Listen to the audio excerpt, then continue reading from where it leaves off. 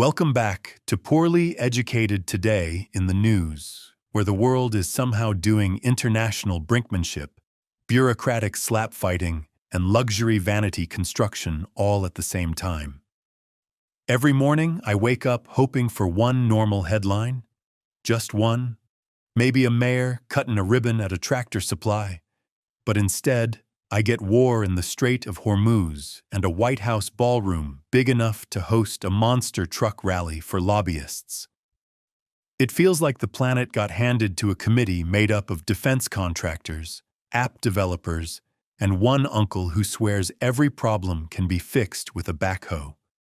So let us take a deep breath, tighten the bib overalls of reason, and walk straight into the flaming shed. Segment 1.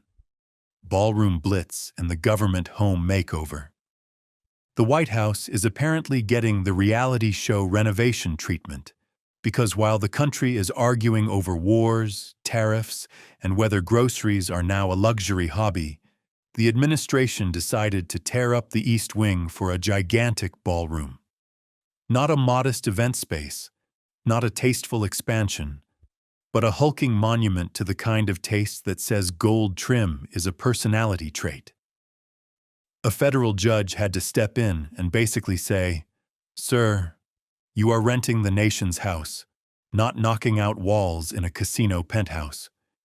And that is where we are now, folks. The presidency has become one part imperial office, one part HOA dispute, with lawyers standing around the rubble going, "Well, technically, this is still historic debris." What kills me is the layers of nonsense under the nonsense. Because while they say private donors are footing the bill for the ballroom, taxpayers are still getting stuck with security upgrades and underground bunkers. That is like me telling the bank I paid cash for a fishing boat while quietly financing the dock, the bait shop, and a panic room underneath the tackle box. Then you got the Planning Commission, looking ready to bless the whole thing, chaired by a man whose resume sounds less like public service and more like a deleted scene from a political action movie. And naturally, there was even a useless staircase in the design, stairs that went nowhere, which honestly is the most honest symbol of modern government I've ever seen. Expensive steps leading directly to absolutely nothing. Segment 2. War promises, oil panic, and the shipping lane clog. From there we move smoothly, like a shopping cart with one square wheel, into the Middle East, where the president casually said the Iran war could be wrapped up in 2 or 3 weeks, and the markets reacted like Grandpa had just announced he found a coupon for peace. Oil dropped, stocks popped, and investors basically said, "Well, if a guy on a microphone sounds confident, that's good enough for us." Never mind the Marines moving in, the Houthis widening the mess, and the little detail that there are still missiles, militias, and angry governments all over the region. This is like hearing your cousin say he can fix the combine by Saturday, while the engine is actively on fire and a tire is in the pond. Meanwhile, the Strait of Hormuz looks like the world's most dangerous Buc-ee's parking lot, with hundreds of ships jammed up waiting to move while global trade holds its breath. We have an operation called Epic Fury, which sounds like an energy drink or a direct-to-streaming action movie, and it still cannot clear the maritime traffic jam. The United States even rolled out an insurance scheme for ships that apparently nobody wanted, which is the geopolitical version of bringing store-brand potato salad to a funeral and wondering why no one touched it. And the best absurd little detail in this whole disaster is that some peace summit got held without the actual warring parties there, which ain't diplomacy, that's just a church potluck where everybody discusses a divorce and neither spouse showed up. Segment 3, Liberation Day, Refund Rodeo, and the House You Can't Sell.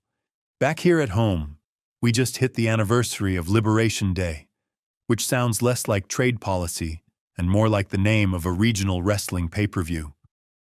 The grand promise was that tariffs would bring back factories, jobs, and all the old industrial glory, But instead, the federal government now owes an eye-watering pile of refunds after the courts said a bunch of that tariff setup was unconstitutional.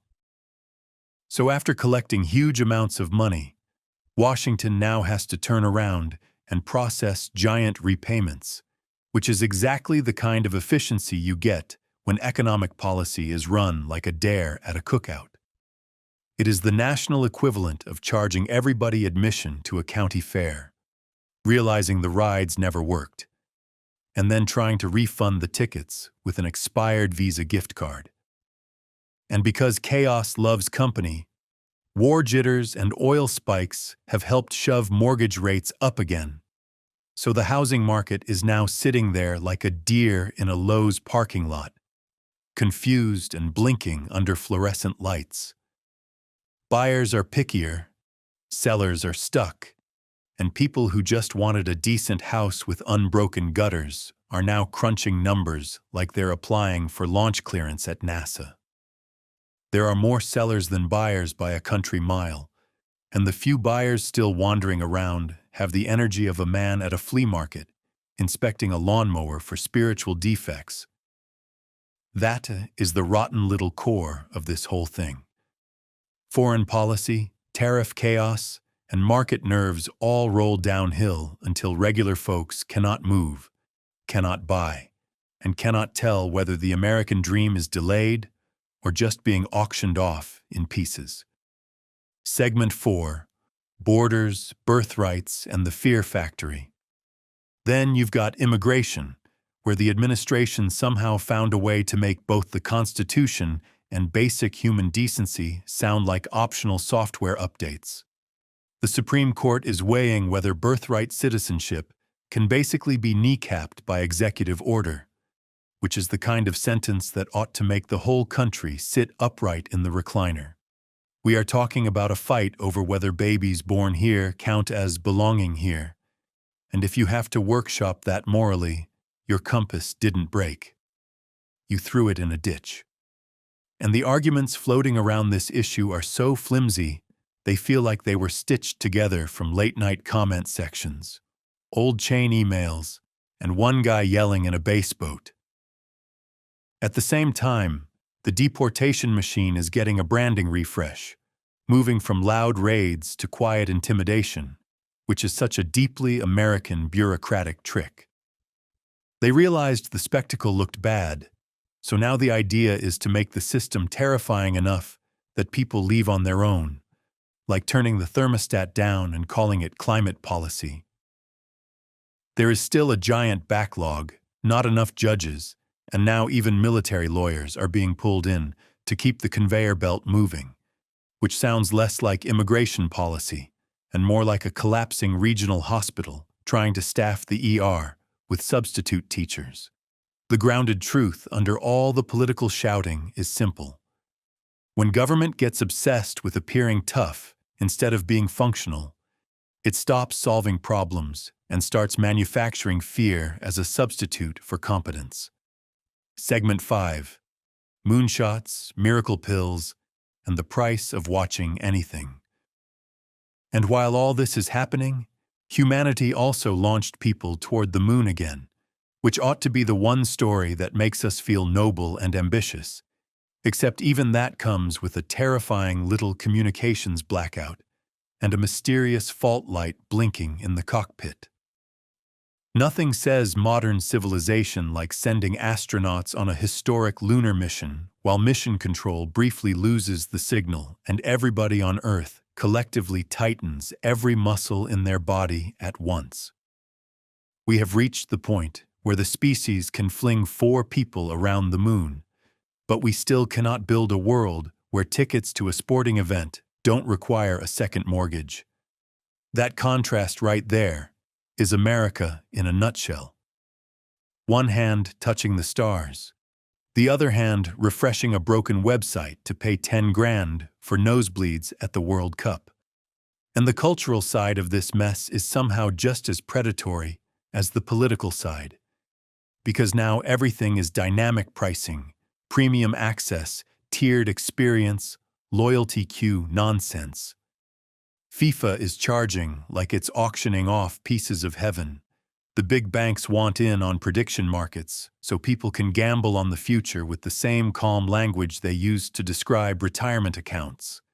And drug companies are rolling out miracle weight loss pills with the vibe of a magician saying, "Trust me, don't ask what's in the hat." Then just when you think civilization has fully become a subscription service with missile coverage, you get a kangaroo named Chesney outrunning drones in Wisconsin and hiding in the woods like a marsupial folk hero. Honestly, that kangaroo might be the healthiest symbol in the whole news cycle, because at least one creature saw the system, panicked, jumped the fence, and made a run for it.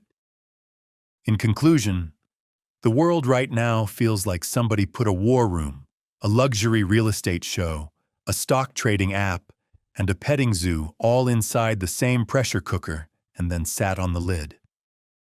We have leaders promising fast victories and slow disasters, bureaucrats turning dysfunction into policy, corporations squeezing every ounce of money out of fear and fandom, and regular people left paying more for homes, travel, food, and basic peace of mind.